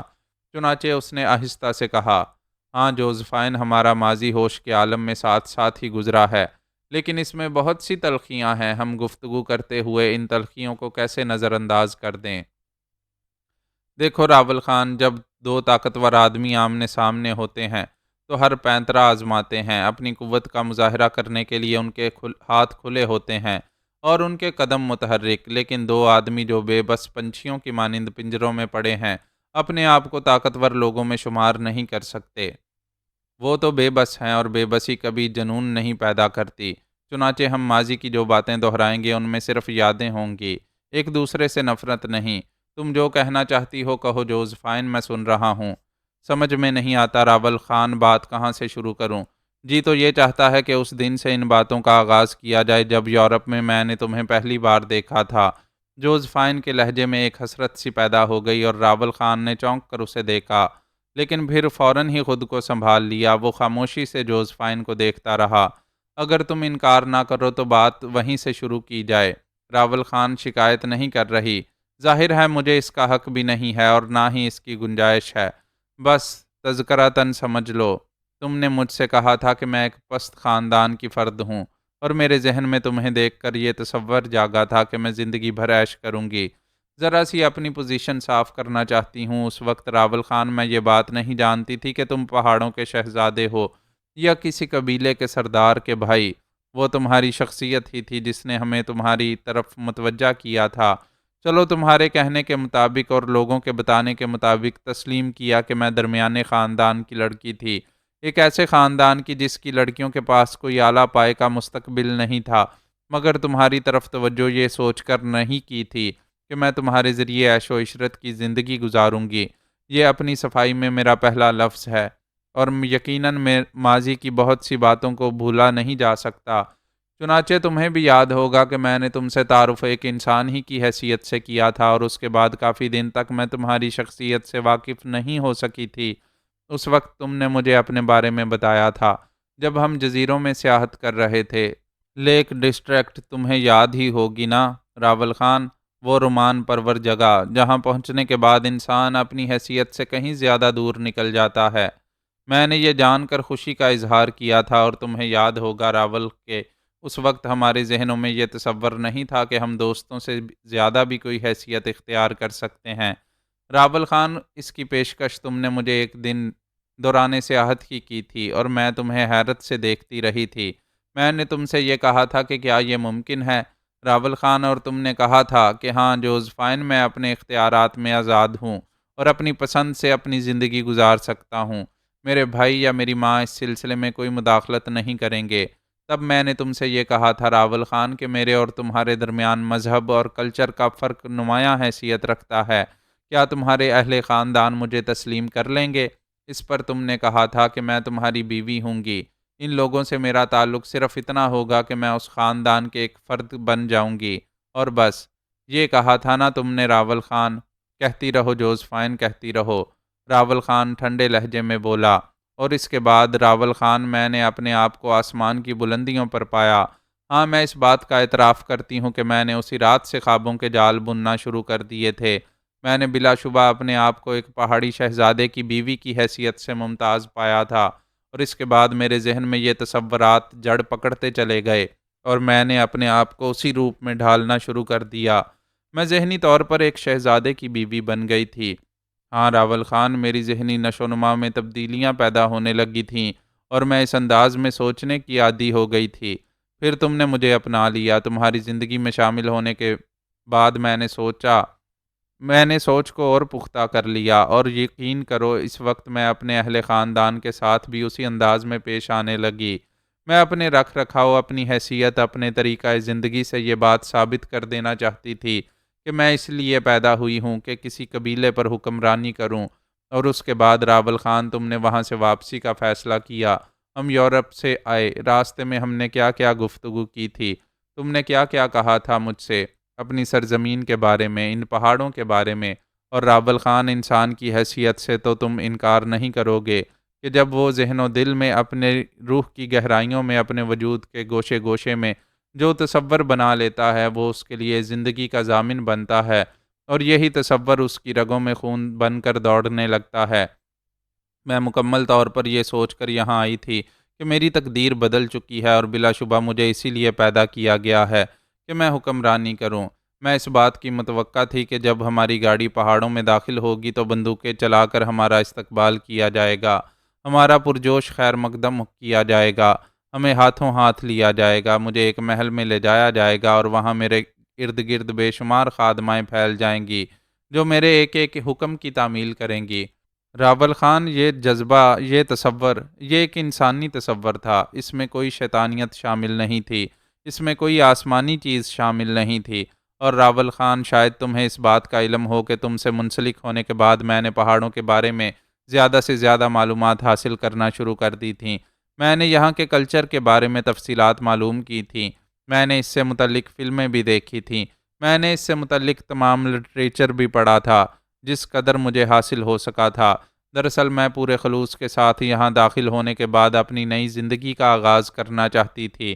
اور ہماری نئی زندگی کا آغاز کیسے ہوا راول خان، اس بات سے تم بھی ناواقف نہیں ہو۔ پہاڑوں میں ہمیں ابتدائی طور پر ہی نفرت کا نشانہ بنا دیا گیا، اور ہمارے سارے خواب چکنا چور ہو گئے۔ میرا خیال ہے راول خان، اس وقت تمہاری کیفیت بھی میری کیفیت سے مختلف نہیں تھی، اور یہی وجہ تھی کہ ہمارے درمیان انتہائی ذہنی ہم آہنگی پیدا ہو گئی۔ تم بھی اس احساس محرومی کا شکار ہو گئے تھے راول خان، جس احساس محرومی کا شکار میں تھی۔ تم اپنوں کے درمیان تھے جبکہ میں تنہا تھی، اور راول خان، لمحہ لمحہ مجھے یہ احساس دلایا گیا کہ میں یہاں تنہا ہوں، بالکل تنہا۔ وہ سب مجھ سے نفرت کرتے تھے راول خان، وہ میری وجہ سے تم سے بھی نفرت کرنے لگے تھے۔ مجھ پر دوہرے احساس کا حملہ ہوا تھا، اور میں سوچنے لگی تھی راول خان بھی میری ہی وجہ سے نفرت کا شکار بنا ہے۔ اس کے بعد میرے اندر بغاوت کا جذبہ پیدا ہوا، اور میں نے سوچا کہ یہ لوگ صرف میری ذات کی وجہ سے سب کچھ ٹھکرانے پر تیار ہو گئے ہیں، یہاں تک کہ انہوں نے تمہیں بھی نظر انداز کر دیا ہے۔ میں تم سے محبت کرتی تھی راول خان، اور تمہاری محبت میرے دل میں اس قدر تھی کہ تم سے چھینے جانے والی محبتوں اور شفقتوں کو میں نظر انداز نہیں کر سکی۔ تبھی راول خان، میرے سینے میں ایک شیطان نے جنم لیا، اور بلا شبہ میں نے اپنے اس شیطان کے ساتھ ساتھ تمام کارروائیاں کیں۔ میرے دل میں ان پہاڑوں سے نفرت پیدا ہو گئی تھی جو میرے راول خان سے نفرت کرتے تھے، جو میری محبت کو ٹھکرا چکے تھے، جنہوں نے میرے تمام جذبوں کو کچل دیا تھا۔ اور راول خان، اس کے بعد میرے ساتھ پے در پے ناانصافیاں ہوتی چلی گئیں۔ مجھے تمہارے جرگوں کے وہ فیصلے آج بھی یاد ہیں جن میں انہوں نے کہا تھا کہ اگر جوزفائن کو چھوڑ دیا جائے تو راول خان کو وہ حیثیت دی جا سکتی ہے جو اس کی قدیم حیثیت تھی۔ انہوں نے یہ بھی کہا تھا کہ اگر جوزفائن کے بدن سے کوئی بچہ پیدا ہوگا تو اسے قطعی طور پر پہاڑوں میں سردار کی جگہ نہیں دی جا سکتی۔ یہ تمام باتیں میری روح پر ضرب کاری تھیں راول خان، اور ہر لمحہ میری نفرتوں میں اضافے کا باعث تھا۔ یہی سب کچھ نہیں ہوا راول خان، بلکہ خانم نے، تمہاری ماں نے، انتہائی مکروہ انداز میں سازش کر کے بانجھ کر دیا۔ راول خان، عورت کسی بھی حیثیت سے ہو، کوئی بھی منصب ہو، اس کا اپنے فطری مقام کو کبھی نہیں بھولتی۔ ہر عورت کی یہ خواہش ہوتی ہے کہ اس کی زندگی اسی انداز میں گزرے جس طرح دوسری عورتوں کی زندگی۔ ہاں، میں پہاڑوں کی ملکہ کی حیثیت سے ممتاز ہو سکتی تھی، لیکن باقی تمام چیزیں، باقی تمام خواہشیں تو وہی تھیں راول خان جو ایک عام عورت کی ہو سکتی ہیں۔ میں بھی اپنی کوکھ سے ایک بچے کو جنم دینا چاہتی تھی، میں بھی یہ چاہتی تھی کہ کچھ معصوم کلکاریاں میرے بازو میں گونجیں، لیکن تمہاری ماں نے مجھے بانجھ کر دیا۔ راول خان، تم نے اس وقت تم اس وقت میرے ہم نوا تھے۔ میں تمہیں صرف اپنے اشاروں پر نہیں نچا رہی تھی۔ تم اگر ٹھنڈے دل سے حالات کا تجزیہ کرو تو تمہیں اس کا احساس ہوگا کہ بہر طور کسی بھی مسئلے میں تمہاری مرضی ضرور شامل ہوا کرتی تھی۔ اگر تم مجھ سے انحراف کرتے راول خان تو تم دیکھتے کہ میں وہ کام کبھی نہ کرتی جو تمہاری پسند کے مطابق نہیں ہوتا۔ میں نے تم پر تسلط تو نہیں چلایا راول خان، میں تو تمہیں ایک دوست، ایک مشیر کی حیثیت سے مشورے دے رہی تھی، کیونکہ اس وقت تمہارے جذبے بھی مجھ سے مختلف نہیں تھے، اور جب میں بانجھ ہو گئی تو میں نے سوچا کہ یہ تو میرے ساتھ بہتر نہیں ہوا۔ راول خان، اس تشدد پر تم ہی مائل ہوئے تھے جس کے تحت تم نے اپنی ماں کو قتل کیا تھا۔ میرا مشورہ اس میں شامل نہیں تھا۔ یہ تمہاری شدت پسندی کی انتہا تھی راول خان۔ بہر طور اس میں کوئی شک نہیں ہے کہ اس وقت میں بھی اس بوڑھی عورت کے خلاف دل میں شدید نفرت کے جذبے رکھتی تھی، اور اس کے بعد جو کچھ ہوا، ہم نے کس طرح حکیم کو قتل کیا اور جس طرح ہم نے اپنے ان طوفانی جذبوں کو آگے بڑھایا، اس میں صرف میں ہی نہیں راول خان، تم بھی میرے برابر کے شریک تھے۔ بلا شبہ اس میں کوئی شک نہیں کہ منصوبہ بندیاں میں کرتی تھی، کیونکہ شاید اس سلسلے میں میرا ذہن زیادہ تیزی سے عمل کرتا تھا، لیکن اس کی تکمیل تم ہی کرتے تھے۔ میں نے کبھی اپنے طور پر کچھ کیا ضرور، میں مانتی ہوں اس چیز کو، لیکن مجھے ایک ایسی بات بتا دو جس میں تم نے مجھ سے اختلاف کیا ہو اور میں نے اپنے طور پر اسے کر ڈالا ہو۔ یہاں تک راول خان، جب مجھے تمہاری محرومیاں انتہا کو بڑھی ہوئی محسوس ہوئیں تو میں نے تمہیں اس بات کی اجازت دی کہ تم ایک پہاڑی لڑکی سے شادی کر لو۔ راول خان، ذرا ماضی پر غور کر لو تو تمہیں میری ان باتوں سے اختلاف نہیں ہوگا۔ تم اختلاف بھی کرنا چاہو گے تو شاید اختلاف کا جواز نہ پیش کر سکو۔ تمہاری شادی فرخانہ سے کر دی گئی، اور راول خان، اس کے بعد میں نے تمہیں فرخانہ کے حجلہ عروسی میں بھیجا۔ کیا تمہیں وہ لمحات یاد ہیں جب تم نے کرب کے عالم میں کہا تھا کہ عورت دوسری عورت کو برداشت نہیں کر سکتی؟ تم کیسے کرو گی؟ لیکن راول خان، مجھے تمہارا مستقبل عزیز تھا۔ میں تمہیں مستقبل میں با اختیار دیکھنا چاہتی تھی اور خانم کے اس فریب کو ختم کرنا چاہتی تھی جو انہوں نے ہمارے ساتھ کیا تھا۔ راول خان، بھولے تو نہیں ہوگے ان لمحات کو جب تم میرے بازوؤں کا سہارا لے کر فرخانہ کے حجلہ عروسی میں داخل ہوئے تھے؟ یاد ہیں وہ لمحات راول خان؟ بتاؤ، تمہیں وہ لمحات یاد ہیں؟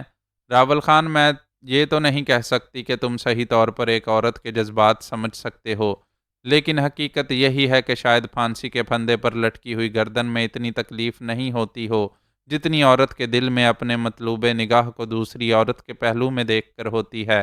راول خان، ایسا ہوا تھا۔ ہاں، کرب کی وہ راتیں تم نہیں سمجھ سکو گے جو میں نے یہ سوچ کر گزاری تھیں کہ اب تم فرخانہ کے ساتھ زندگی کے حسین ترین لمحات گزار رہے ہوگے۔ راول خان، بہر طور میں اپنی ان کمزوریوں سے دور تو نہیں رہ سکتی تھی، لیکن ایک جذبہ تھا، ایک تصور تھا جس نے مجھے سب کچھ برداشت کرنے پر مجبور کر دیا، اور میں سب کچھ برداشت کرتی رہی، یہاں تک کہ فرخانہ کے ہاں پہلی بیٹی ہوئی۔ راول خان، ہماری آرزوؤں پر اوس پڑ گئی تھی، ہماری خواہشوں کا مذاق ہمارے سامنے آ گیا تھا، لیکن میں نے ہمت نہ ہاری۔ ایک، دو اور پھر تین بیٹیاں۔ راول خان، یہ سب کچھ میں نے بڑے صبر و سکون سے برداشت کیا، لیکن اس کے بعد تم خود فرخانہ سے بد دل ہو گئے۔ ہاں، ان لمحات کو یاد کرو جب تم نے بیزاری کے عالم میں کہا تھا کہ فرخانہ کبھی بیٹا پیدا نہ کر سکے گی۔ راول خان، تمہارے الفاظ میرے لیے یقین بن گئے، اور میں نے سوچا کہ راول خان درست کہتا ہے، حقیقت یہی ہے کہ فرخانہ ہمارے لیے کچھ نہ کر پائے گی۔ چنانچہ فرخانہ سے نفرت لازمی شے تھی۔ یہ وہ عورت تھی جسے میں نے اپنی خلوت دی تھی، جسے میں نے اپنا دل نکال کر دے دیا تھا، اور اس عورت کو میں اس سے زیادہ اور کیا برداشت کر سکتی تھی؟ لیکن راول خان، تم یہ بھی جانتے ہو کہ اگر میں فرخانہ کو قتل کرنا چاہتی تو شاید مشکل پیش نہ آتی۔ خود تم میرے ہم نوا ہوتے راول خان، خود تم میرے ہم نوا ہوتے۔ میں نے یہ سب کچھ نہیں کیا اور صرف اپنی نفرت کا اظہار اس طرح کیا کہ اسے تمام مراد سے محروم کر دیا۔ یہاں تم مجھے صرف عورت کہہ سکتے ہو۔ مجھے اس نقصان کا اندازہ ہوا تھا جو اس کی وجہ سے مجھے پہنچا تھا۔ میرا مقصد بھی پورا نہ ہو سکا راول خان، اور اسے تمہاری خلوتیں بھی مل گئی تھیں۔ ہاں راول خان، یہ بات تم کہہ سکتے ہو کہ وہ جذباتی قدم ایک عورت کا اٹھایا ہوا تھا، اور مجھے اس قدم میں اپنی غلطی کا پورا احساس ہے۔ لیکن راول خان، تم نے شاید جوزفائن کے کئی پہلوؤں کو نظر انداز کر دیا۔ اگر میں تمہاری طرف سے یہ اشارہ پاتی کہ ان بچیوں کو تمہارے ساتھ ہی رہنے دیا جائے جو تمہاری بیٹیاں ہیں، تمہاری طرف سے یہ اشارہ ملتا تو کہ تم فرخانہ کو اپنی بیوی کی حیثیت سے باہر طور اپنے ساتھ شامل رکھنا چاہتے ہو، تو راول خان شاید میں تم سے اختلاف نہ کرتی۔ میری اپنی ذہنی کیفیت کچھ بھی ہوتی راول خان، لیکن اختلاف کا آغاز نہ ہوتا۔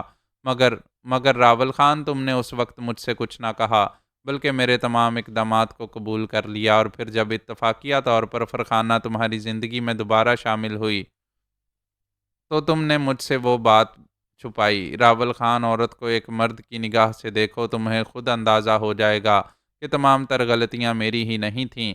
ہاں، اس وقت جب تم نے میرے اعتماد کو ٹھکرایا اور مجھے بتائے بغیر فرخانہ کو پرانے محل میں لے گئے تو میرا دل ٹوٹ گیا، اور میں نے سوچا کہ اب وہ لمحات بھی آ گئے جب راول خان کسی عورت کے بارے میں اپنے طور پر بھی فیصلہ کر سکتا ہے۔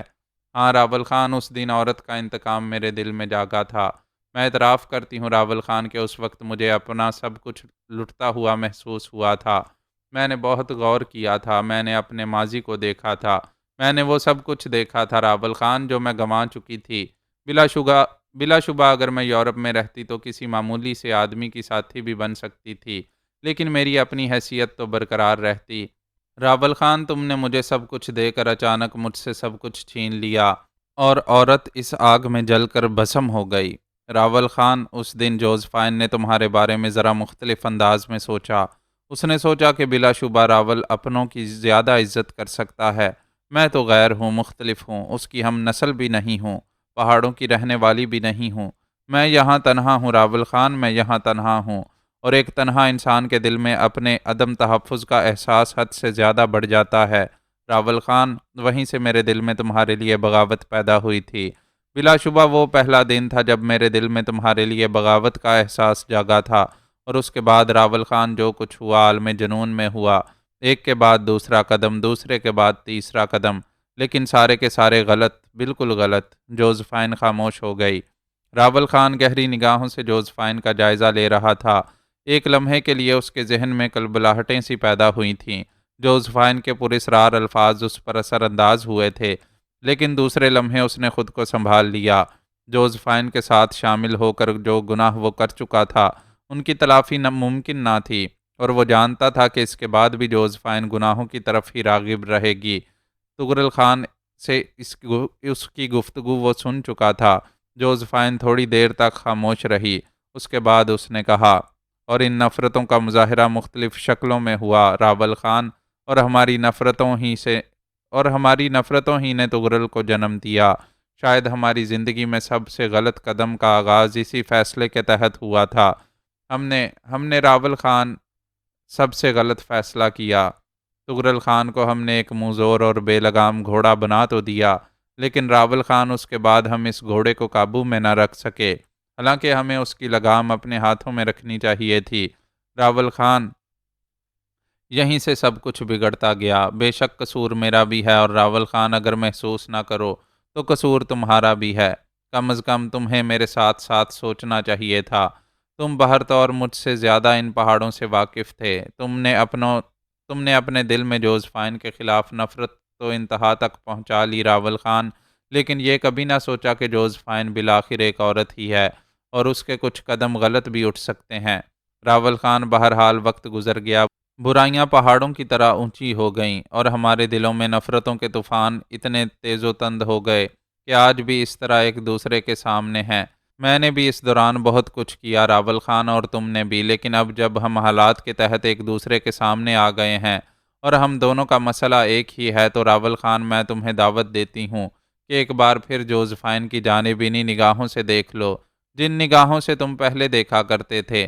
ہاں راول خان، بے شک تم نے مجھے اپنی زندگی سے کھرچ پھینکا ہے، لیکن ہمارے درمیان وہ رشتے تو آج بھی قائم ہیں جن رشتوں کے تحت میں لندن چھوڑ کر تمہارے ساتھ ان پہاڑوں میں آ گئی تھی۔ راول خان، تم نے مجھے ان رشتوں سے آزاد تو نہیں کیا ہے۔ ہماری نفرتوں نے ہمارے درمیان اونچے اونچے پہاڑ اور گہری گہری کھائیاں پیدا کرتی ہیں، لیکن ابھی رشتوں کا ایک بندھن باقی ہے جو ہمارے اور تمہارے درمیان رابطہ پیدا کرتا ہے۔ کیا اس کے تحت تم ٹھنڈے دل سے غور کرتے ہوئے میری کچھ باتوں کو قبول کر لو گے راول خان؟ بولو، جواب دو۔ تمہیں جواب دینا ہوگا راول خان، یا پھر تم اپنی زبان سے آخری بار یہ الفاظ ادا کر دو کہ جوزفائن، اس وقت کائنات میں سب سے زیادہ قابل نفرت تو ہے میرے لیے، صرف تو۔ اور اس کے بعد راول خان میں خاموش ہو جاؤں گی، پھر شاید میرے پاس کہنے کے لیے کچھ نہیں ہوگا۔ صرف ایک بار مجھ سے تعاون کرو راول خان، ایک بار مجھ سے تعاون کرو۔ معزز ناظرین و سامعین، لائک، کمنٹس اور شیئر ضرور کریں۔ شکریہ۔